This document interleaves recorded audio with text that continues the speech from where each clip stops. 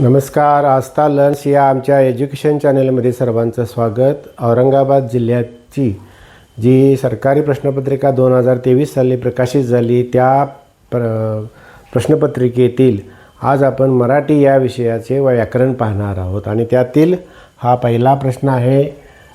उत्पोदघात या शब्दाचा विरुद्धार्थी शब्द कोणता? उत्पोदघात याचा अर्थ एखाद्या लेखाची आपण सुरुवात करतो त्याला उत्पोदघात हा शब्द वापरतात आणि लेखाचा शेवट करतो त्याला उपसंहार म्हणतात. त्यामुळं उत्पोदघात या शब्दाचा विरुद्धार्थी शब्द उपसंहार असा आहे. अन्वय या शब्दाचा समानार्थी शब्द कोणता? अन्वय याचा अर्थ समन्वय साधला किंवा जोडला या अर्थाने हा शब्द वापरतात. मग जोडणे किंवा समन्वय साधणे या अर्थाचा शब्द आहे आज्ञा, उपकारी, फायदेशीर हे तिन्ही शब्द नाहीत. संयोग हा शब्द त्यासाठी येतो म्हणजे तो समानार्थी शब्द आहे. दोन किंवा अधिक शब्द किंवा दोन किंवा अधिक वाक्ये जोडणाऱ्या अविकारी शब्दांना उभयान्वयी अव्यय म्हणतात. हे काय सरळ प्रश्न आहे. 1 रुपया म्हणजे 100 पैसे. हे वाक्य कोणत्या प्रकारातील आहे? स्वरूपबोधक, कारणबोधक, उद्देशबोधक की संकेतबोधक? आता 1 रुपयाचं 100 पैशामध्ये रूपांतर केलेलं आहे म्हणजे अधिक स्पष्टीकरण दिलेलं आहे म्हणजे ते 1 रुपयाचे एक प्रकारचे स्वरूपच आहे म्हणून ते स्वरूपबोधक वाक्य आहे. की स्वरूपबोधक वाक्यामध्ये आणखी काही प्रकार पडतात जसा बाप तसा बेटा. कारणबोधक जर वाक्य असेल तर कसं येणार? चिखल झाला कारण काल पाऊस पडला होता अशा अर्थाने. उद्देशबोधक असेल तर ते वाक्य कसं असू शकतं?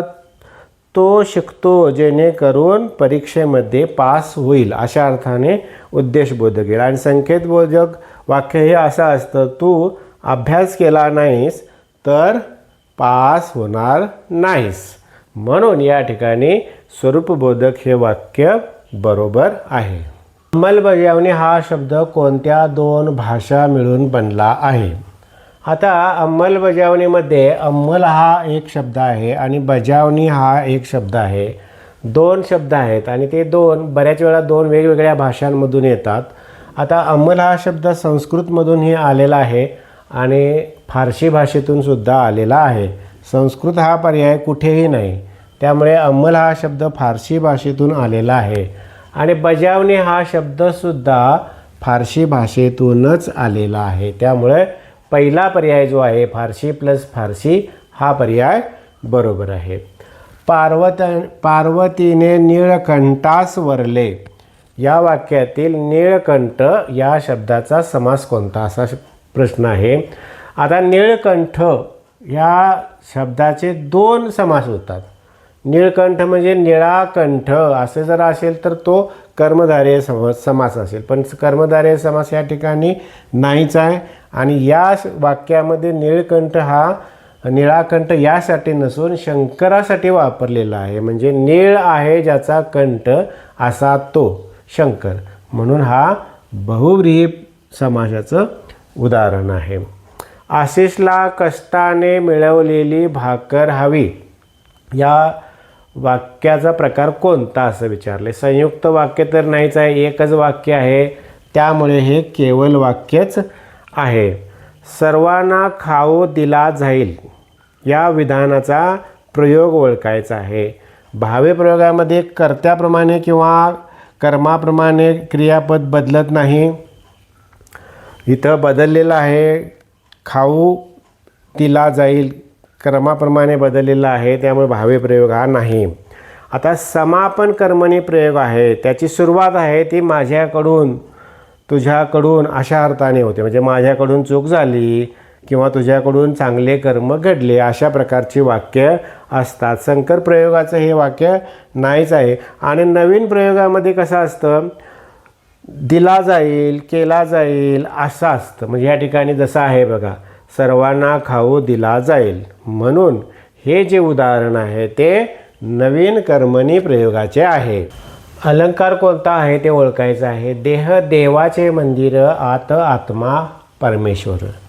आता हे जे वाक्य आहे ते देहाला देवाच्या मंदिराची उपमा दिलेली आहे आणि आत्म्याला परमेश्वराची उपमा दिलेली आहे. म्हणजे या ठिकाणी उपमेय हेच उपमान आहे. त्यामुळे उपमेय हे उपमान असतं त्यावेळी तो रूपक अलंकार असतो. अनन्वय अलंकारामध्ये काय असतं की उपमेय आणि उपमान यांची तुलना केलेली असते आणि व्यतिरेकमध्ये कसं असतं निसर्गाला माणसाचे गुण दिलेले असतात. म्हणजे निसर्ग दयाळू आहे किंवा सागर दयाळू आहे समुद्र या अर्थाने. आणि अनुप्रास अलंकारामध्ये एखाद्या व्यंजनाची पुनरावृत्ती होते. म्हणजे आता काकाने काकीच्या काळा कोटातील काळा कागद कात्रीने करा कापला हे उदाहरण आहे ते अनुप्रास अलंकाराचे आहे. आता विश्वात्मके देवे येणे वागेज्ञ तोषावे हे ज्ञानदेवांचं जे पसायदान आहे या पसायदानामधील रस कोणता असं विचारलेलं आहे. या ठिकाणी भक्तिरस तर नाहीच आहे. उदाहरणामध्ये अद्भुत रस, करुण रस, शृंगार रस, शांत रस. आता आपण इकडून पाहूया हा काय शांत रस नाही. शृंगार रसाची पण उदाहरणे खूप वेगळे असतात. लटपट तुझे चालणे अशा प्रकारची. करुण रस म्हणजे दुःख वेदना त्यातून प्रकट होतात आणि अद्भुत रसामध्ये कल्पकता असते. या आता विश्वात्मके देवे ही जी कल्पना ज्ञानदेवाने केलेली आहे ती अद्भुत आहेच आणि कल्पकही आहे म्हणून तो रस आहे अद्भुत रस. रामने पुस्तक ठेवले हे जे वाक्य आहे या वाक्यातील अधोरेखित शब्द केलेला आहे त्यामध्ये कोणती विभक्ती आलेली आहे. म्हणजे रामला ने प्रत्यय लागलेला आहे. प्रथमाला प्रत्यय लागतच नाही त्यामुळे प्रथमा विभक्ती नाही. तृतीयाला ने सी किंवा निही येते म्हणजे ते ने आले म्हणजे तृतीया विभक्ती आहे. पंचमीला ऊन हून येते आणि सप्तमीला त ई आ किंवा तई आ येते. म्हणजे या विभक्ती जर पाहिल्या तर त्यामध्ये तृतीया विभक्ती येते. मधु लाडू खात असे या प्रकारचे अगोदर उदाहरणे आपण पाहिलेले आहेत. तो रीती भूतकाळाचा उदाहरण आहे. शिक्षकाने मुलांना शाबासकी दिली यातील सामान्य रूप कोणतं. एखाद्या वाक्याचं सामान्य रूप होताना शिक्षकांनी आहे तर नी जातं आणि बाकीचं आहे तसं राहतं. शिक्षकान म्हणजे शिक्षकान या ठिकाणी आहे त्यामुळे या वाक्यातील शिक्षकांनी या शब्दाचं सामान्य रूप आहे ते शिक्षकान असे आहे. आता यातील शुद्ध शब्द आपण ओळखायचा आहे. माहिती असा आहे.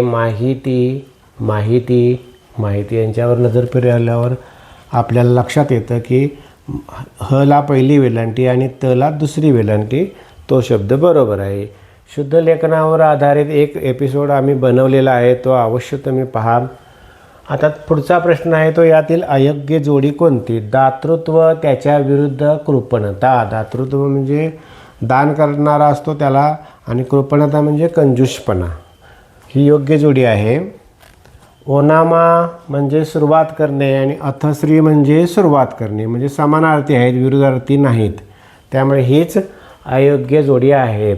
उच्छृंखल याचा अर्थ स्वैर आणि त्याच्या विरुद्धार्थी मर्यादशील असं येणार. उद्विग्न म्हणजे उदास त्याच्या विरुद्धार्थी प्रफुल्लित म्हणजे उत्साही आनंदी अशा अर्थानं या सगळ्या योग्य जोड्या आहेत. ओनामा अथश्री ही जोडी अयोग्य आहे. आता विसंगत पर्याय कोणता.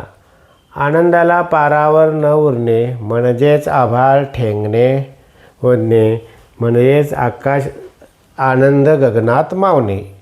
ए बी आणि डी हे एकाच अर्थाचे 3 वाक्प्रचार आहेत आणि हा जो आहे पर्याय आकाशाला गवसणी घालणे म्हणजे खूप मोठी महत्त्वाकांक्षी असणे हा वेगळा आहे. दिवसभर काम करून आई थकून गेली होती. तर थकून गेलीला शब्द वापरायचा आहे. थकून जाणे म्हणजेच गलित गात्र होणे त्यामुळे हा पहिलाच पर्याय होणे. जिव्हारी लागणे म्हणजे मनाला गोष्ट लागणे. चतुर्भुज होणे याचा अर्थ लग्न करणे. हे पर्याय काय बसत नाहीत त्यामुळे हा पर्याय अगदी बरोबर आहे. डोळे फिरणे या अर्थाचे वाक्यप्रचार खालीलपैकी कोणकोणते आहेत. डोळे फिरणे म्हणजे चक्कर येणे हे बरोबर आहे. आश्चर्यचकित होणे हेही बरोबर आहे. संतापणे येत नाही. अधिकाराने मग्रूरता अंगी येणे हेही येत नाही त्यामुळे ए आणि बी हे जे पर्याय आहेत ते बरोबर आहेत. संधीचा विग्रह करायचा आहे. नीरस हा शब्द आहे. तर नीरस या शब्दाचा विग्रह करताना नी हे रस्व येतं आणि पुढे रस येतं, त्यामुळे पर्याय क्रमांक बी हे बरोबर आहे. हे चूक आहे, बाकीचे सगळे पर्याय चूक आहेत. आता जोंधळ्याला चांदणे लखडून गेले या विधानाची शब्द शक्ती कोणती असं विचारलेलं आहे. तर या विधानाचे शब्द सारोपा गौणी लक्षणा, साध्य वसाना गौणी लक्षणा, उपादान शुद्ध लक्षणा आणि यांचं वर्णन पाहिली तर लक्षण लक्षणा शुद्ध लक्षणा ही शब्दशक्ती येते, म्हणून पर्याय क्रमांक डी येते. आता काळाचे टिंबटिंब आणि अर्थाचे टिंबटिंब प्रकार पडतात. काळाचे 3 आणि अर्थाचे 4 प्रकार पडतात, हे लक्षात ठेवायचं. काळाचे मुख्य प्रकार. सहाय्यक क्रियापदाचा आधार न घेता येणारा काळ कोणता? अपूर्ण वर्तमान काळात सहाय्यक क्रियापद येतं. खात आहे, इथं पण येतं, खाल्ला आहे, रेती पण येत आहे. या ठिकाणी सुद्धा सहाय्यक क्रियापद येतं. आणि साध्या वर्तमान काळात किंवा साध्या भूतकाळात किंवा साध्या भविष्यकाळात सहाय्यकारी क्रियापद येत नाही, म्हणून हा पर्याय बरोबर. आता जा, उठ, बस या मूळ धातूंना काय म्हणतात? आता त्यांचे जे प्रकार दिलेले आहेत ते पाहूया आपण. उभयविध धातू, सिद्ध धातू, साधित धातू, काय अकर्मक बघूया. आता उभयविधमध्ये काय येतं? क्रिया जा असेल, उठ असेल, बस असेल, अशा प्रकारे कृतियुक्त क्रिया असतील तर जा, उठ, बस येतात. म्हणजे उभयविध हाच पर्याय बरोबर आहे. हे बाकीचे समजून घेऊया आपण. सिद्ध धातूमध्ये काय येतं? खाल्ला, बसला, लिहिला अशा प्रकारच्या क्रिया येतात. आणि साधितमध्ये शिकवणे, चालवणे अशा प्रकारच्या क्रिया येतात. अकर्मकमध्ये कर्म नसतं, पाहणे, ऐकणे, जाणणे अशा प्रकारच्या क्रिया येतात. या ठिकाणी औरंगाबाद जिल्ह्याची मराठी या विषयाची प्रश्नपत्रिका संपलेली आहे. प्रश्न खूप वेगवेगळे आहेत, चांगले आहेत. तुम्ही हा व्हिडिओ किमान 2 ते 3 वेळा बघा, म्हणजे तुम्हाला चांगल्या प्रकारे समजेल. त्यासाठी तुम्ही आमचा व्हिडिओ लाईक करा, चॅनेल सबस्क्राईब करा आणि बेल आयकॉनवर क्लिक करा, म्हणजे पुढचे व्हिडिओ तुम्हाला जास्तीत जास्त पाहायला मिळतील. जय हिंद.